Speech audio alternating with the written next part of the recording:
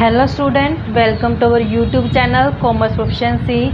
आज की क्लास में हम पढ़ेंगे exception to the law of demand और एक्सेप्शनल डिमांड कर्व, यानी कहाँ पे जो डिमांड कर्व है वो लागू नहीं होता, एक्सेप्शनल केसेस कौन से हैं। इससे पहले वाली क्लासेस में मैंने हर एक टॉपिक को बिल्कुल कंसिस्टेंसी से करवा दी है। अगर अभी तक आपने लास्ट वीडियोज़ अटेंड नहीं की, कर सकते हैं ताकि आपकी स्टडी कंसिस्टेंसी से चलती रहे।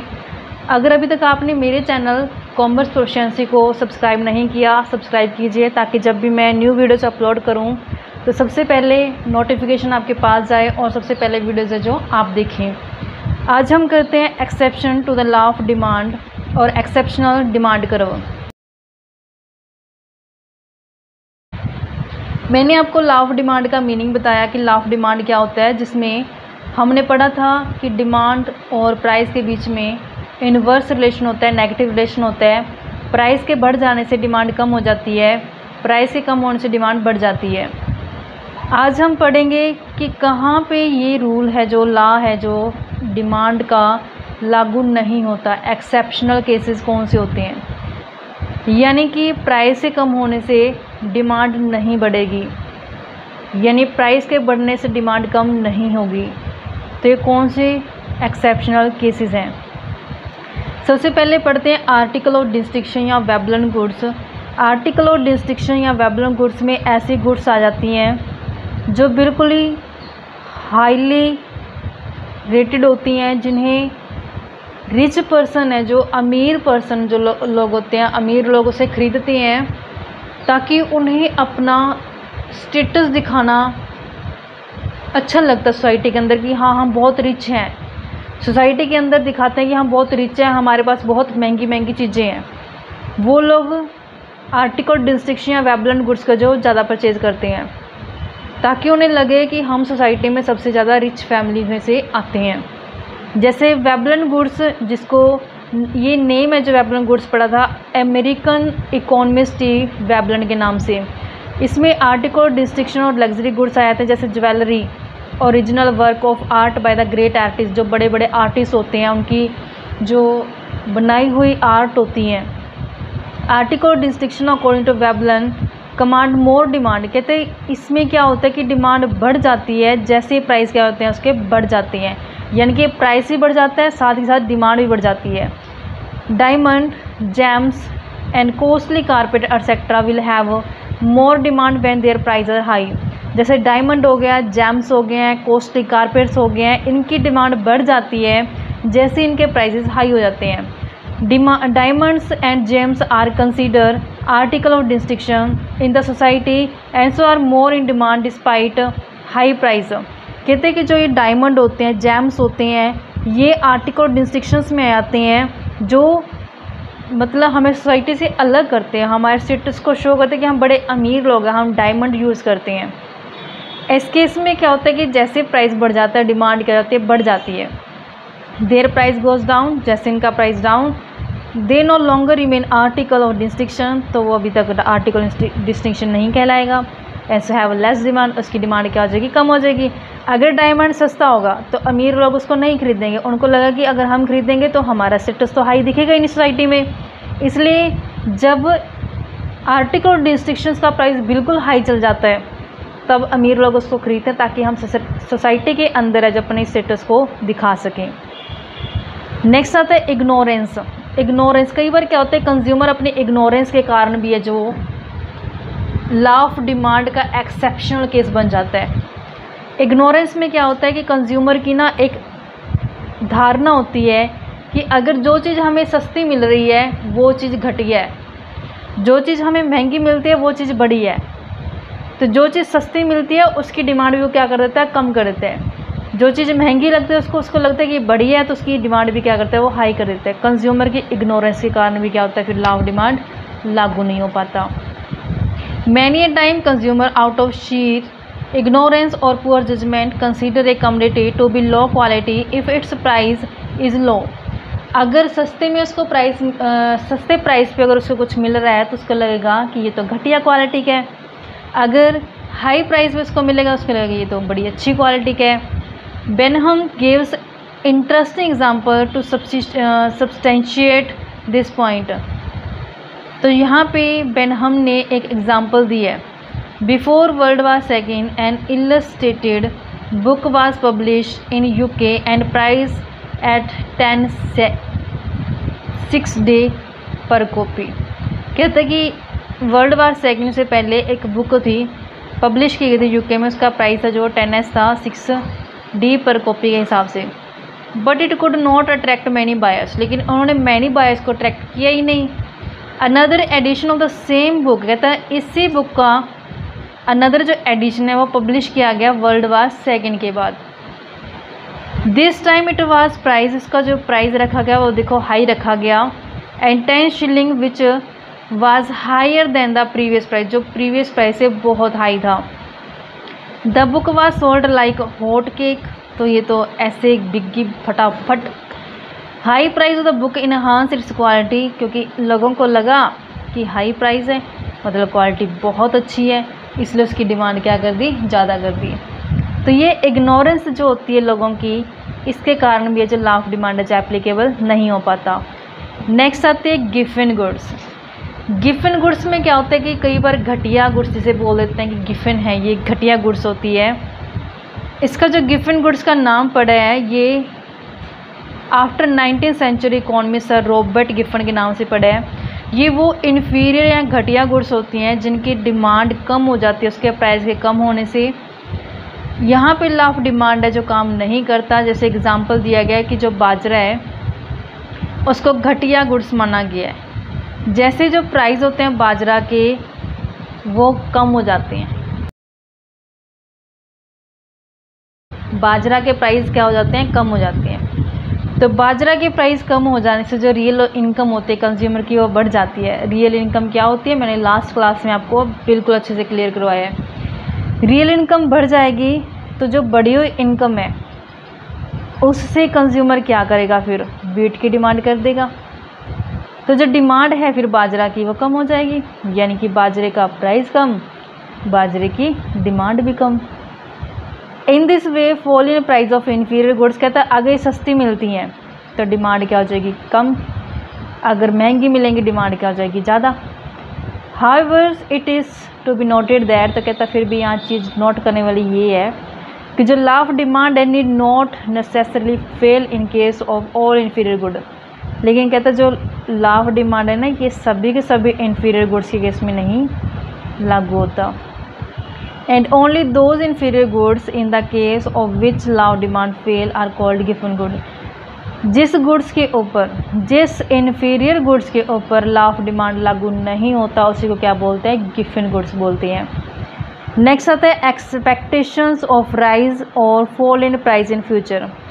अब कंज्यूमर की एक्सपेक्टेशन क्या है प्राइस को लेकर के, कि क्या कंज्यूमर एक्सपेक्ट करता है कि इन फ्यूचर में जो प्राइस है कमोडिटी का बढ़ जाएगा, या क्या कंज्यूमर एक्सपेक्ट करता है कि इन फ्यूचर में जो प्राइस है गुड्स का वो बढ़ जाएगा या फिर कम हो जाएगा। तो कंज्यूमर की एक्सपेक्टेशन भी इफेक्ट डालती है।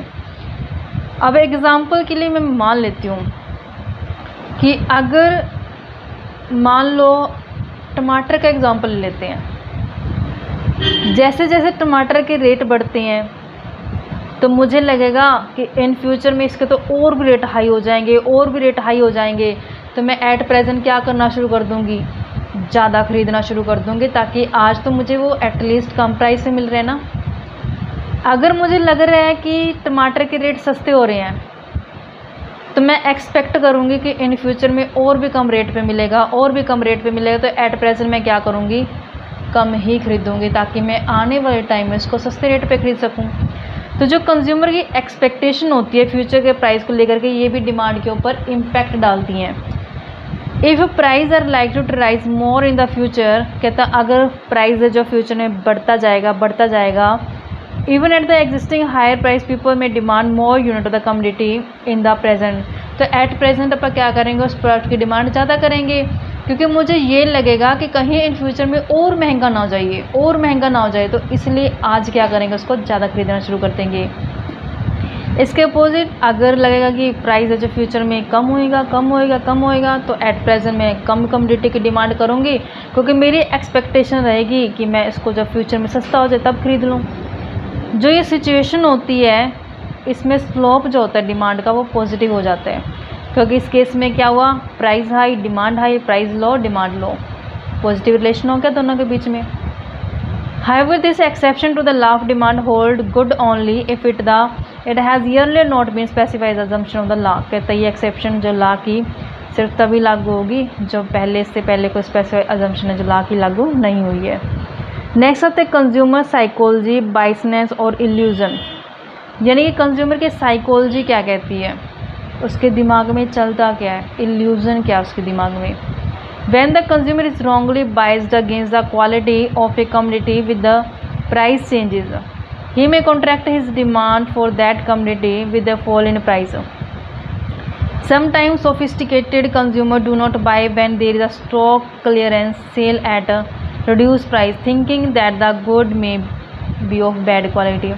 साइकोलॉजी में क्या होता है, जैसे एग्जांपल देते हैं, कई बार सेल लग जाती है नियर अबाउट दीपावली के, हम देखते हैं कि सेल लगती होती है अक्सर कपड़ों की, शूज़ की, सैंडल्स की सेल लगती होती है। तो हमारी साइकोलॉजी क्या कहती है कि ये जो सेल है इसमें सस्ते रेट पे हमें मिल रहा है प्रोडक्ट, तो मतलब क्या ये घटिया क्वालिटी का होगा।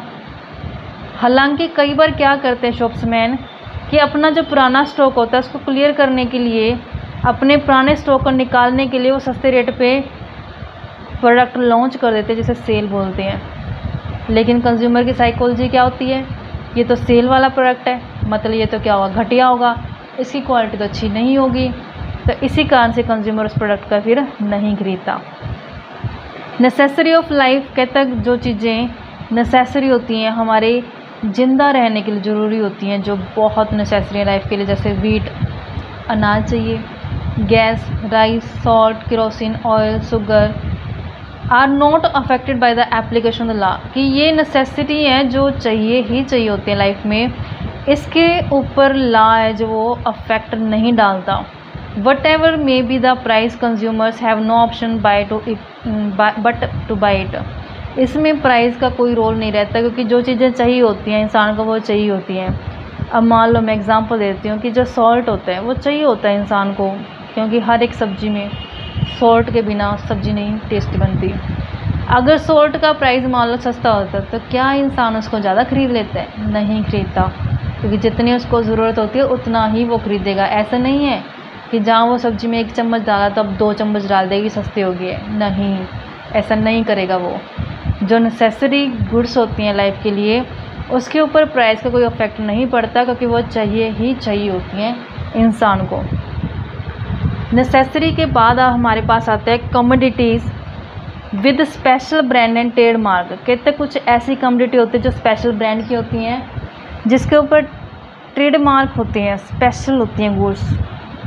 अगर कंज्यूमर को हैबिट हो चुकी है किसी स्पेशल ब्रांड या ट्रेडमार्क के प्रोडक्ट को खरीदने के लिए, कंज्यूमर उसको डेफिनेट बाय करेगा ही करेगा, चाहे उसके प्राइस बेशक हाई हो जाएं, क्योंकि वो क्या हो चुका, उस ब्रांड का एडिक्ट हो चुका है, उसको आदत पड़ चुकी है, हैबिट हो चुकी है उस प्रोडक्ट की उसको। However a very high price of the same commodity can affect the demand for the same. जो वेरी हाई प्रोडक्ट होगा, वेरी हाई प्राइस होगा सेम कमोडिटी का, वो अफेक्ट कर सकता है डिमांड उसकी। जैसे एग्जांपल के लिए कंज्यूमर यूजिंग लिप्टन टी या फिर नेस्कैफे कॉफ़ी या फिर नोल्ड पेन या मारुति कार या Colgate toothpaste will go on consuming this goods, उनको वो खरीदेगा ही खरीदेगा, क्योंकि वो उसको एडिक्शन हो चुका है उसका। The rise in the price of this goods will not affect their demand, इनके प्राइस को बढ़ने से डिमांड के ऊपर कोई असर नहीं पड़ेगा। दस the law of demand will not apply, तो इस केस में जो डिमांड होती है, लॉ ऑफ डिमांड है, वो अप्लाई नहीं होगा, क्योंकि यहाँ पे कंज्यूमर को आदत पड़ चुकी है उस ब्रांड या उस ट्रेडमार्क को खरीदने की। चाहे बेशक वो ब्रांड या वो ट्रेडमार्क का प्रोडक्ट महंगा ही क्यों ना मिले, फिर भी वो उसको खरीदेगा ही खरीदेगा। वार और एमरजेंसी, अब कई बार युद्ध की सिचुएशन आ जाती है, एमरजेंसी आ जाती है, तो उसमें क्या लगता है लोगों को कि शॉर्टेज हो जाएगी भाई गुड्स की, क्योंकि वार लग गया, युद्ध हो गया है, तो उस केस में क्या करेगा, चाहे बेशक चीज़ें महंगी क्यों ना हो, फिर भी उसको खरीदता जाएगा कि कहीं इन फ्यूचर में उसकी शॉर्टेज ना पड़ जाए। कहते जो वार और इमरजेंसी होती है, यहाँ पे हमेशा डर रहता है कि जो अवेलेबिलिटी और गुड है, जो यानी अपने पास गुड्स अवेलेबल हैं उसमें कहीं शॉर्टेज ना आ जाए, कमी ना आ जाए। इसलिए जो कंज्यूमर होता है वो ट्राई करता है pile up the stock of goods, कि अपने पास उस गुड्स को क्या कर ले, स्टॉक कर ले, जमा कर ले। हाउएवर द प्राइस में राइज, बेशक उसका प्राइस बढ़ जाए। The law will not apply, तो इस केस में भी जो लॉ ऑफ डिमांड अप्लाई नहीं हो पाएगा। नेक्स्ट आता है small part of total expenditure, यानी कि ऐसा खर्चा या ऐसी कमोडिटी जिसके ऊपर हमारी इनकम का बहुत ही कम हिस्सा खर्च किया जा रहा है, उसके प्राइस बढ़ने से भी हमारे ऊपर कोई ज़्यादा फ़र्क नहीं पड़ेगा। जैसे एग्जांपल के लिए जो नीडल होती है, सुई होती है, जो हमारी इनकम में से बहुत ही कम रुपया उसके ऊपर जाता है। कितने की आ जाती है, मैक्सिमम 10 रुपये की आ जाती होगी सुई। अब अगर 10 से वो 12 रुपये की हो जाएगी तो क्या फ़र्क पड़ता है, 2 रुपये तो बड़ी है, हमारी कौन सा सारी इनकम उसके ऊपर खर्च हो जाती है। इस केस में भी जो लॉ ऑफ डिमांड है वो लागू नहीं होता। The commodity on which a very small part of the total expenditure is incurred, कहता है कि जो ये कमोडिटी होती है उसमें अगर हमारी इनकम बहुत ही छोटा सा हिस्सा खर्च किया जा रहा है, जैसे एग्जांपल के लिए पोस्ट कार्ड हो गया, साल्ट एक्सेट्रा हो गया, तो यहाँ पे जो लॉ है, लॉ ऑफ डिमांड, वो लागू नहीं होगा। चाहे बेशक सुई 10 रुपये से 12 रुपये की मिलने लग जाए, लेकिन ज़्यादा अफेक्ट नहीं करेगी वो डिमांड के ऊपर। आई होप बच्चों कि ये एक्सेप्शनल्स है जो आपको समझ में आ जाएगी, आ गई होगी। आई होप, मैं उम्मीद करती हूँ कि आपको ये आज की क्लास समझ में आई होगी। ऐसे इंटरेस्टिंग और रेगुलर क्लासेस देखने के लिए आप मेरे चैनल कॉमर्स प्रोficiency को सब्सक्राइब, लाइक एंड शेयर करें।